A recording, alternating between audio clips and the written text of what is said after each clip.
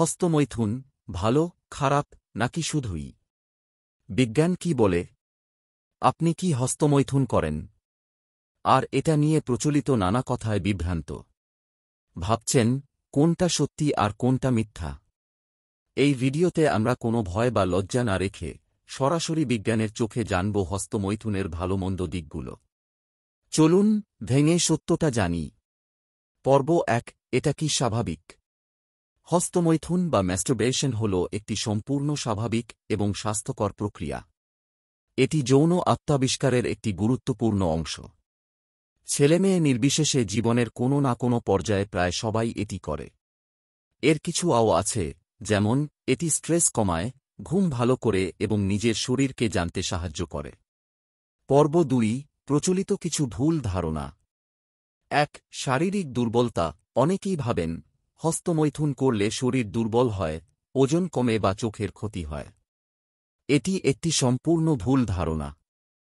বীর্যে যে পরিমাণ পুষ্টি থাকে তা খুবই সামান্য। আপনার দুর্বলতার কারণ হতে পারে অপুষ্টি, ঘুমের অভাব বা অন্য কোনো শারীরিক সমস্যা, হস্তমৈথুন নয়। ২. অপরাধবোধ। হস্তমৈথুনের পর কি আপনার নিজেকে দোষী মনে হয়? এই অনুভূতিটি আসে কাজটি পাপ বা খারাপ এমন সামাজিক বা ব্যক্তিগত বিশ্বাস থেকে। কাজটি নিজে কোনো অপরাধবোধ তৈরি করে না, আমাদের চিন্তাভাবনাই এর জন্য দায়ী। পর্ব ৩। কখন এটি চিন্তার কারণ হতে পারে? হস্তমৈথুন ততক্ষণই স্বাস্থ্যকর যতক্ষণ এটি আপনার নিয়ন্ত্রণে থাকে। সমস্যা তখনই শুরু হয় যখন এটি আসক্তিতে পরিণত হয়। যেমন ১. আসক্তি বা বাধ্যবাধকতা, অ্যাডিকশন কম্পালশন, যখন আপনি চাইলেও নিজেকে থামাতে পারছেন না এবং এর কারণে আপনার পড়াশোনা, কাজ বা দৈনন্দিন জীবনে ক্ষতি হচ্ছে। ২. পর্নোগ্রাফির ওপর নির্ভরতা। যদি হস্তমৈথুনের জন্য আপনি পুরোপুরি পর্নোগ্রাফির ওপর নির্ভরশীল হয়ে পড়েন, তবে এটি বাস্তব জীবনে যৌন সম্পর্ক নিয়ে অবাস্তব ধারণা তৈরি করতে পারে এবং সঙ্গীর সাথে সম্পর্কে সমস্যা করতে পারে। ৩. দৈনন্দিন জীবনকে উপেক্ষা করা। যদি হস্তমৈথুন আপনার সামাজিক মেলামেশা, শখ বা দায়িত্ব পালনের চেয়ে বেশি গুরুত্বপূর্ণ হয়ে ওঠে, তবে এটি একটি চিন্তার বিষয়। উপসংহার ও সঠিক পথ। তাহলে সারসংক্ষেপ কি? হস্তমৈথুন নিজে কোনো ক্ষতিকর কাজ নয়।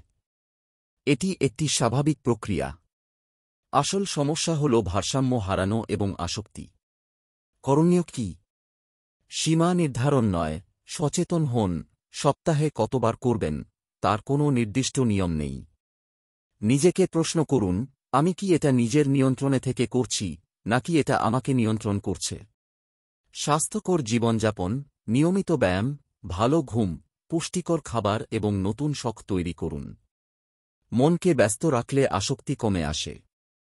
পর্নো থেকে সচেতন দূরত্ব। পর্নো এড়িয়ে চলুন, কারণ এটি বাস্তবতার বিকৃত রূপ দেখায়।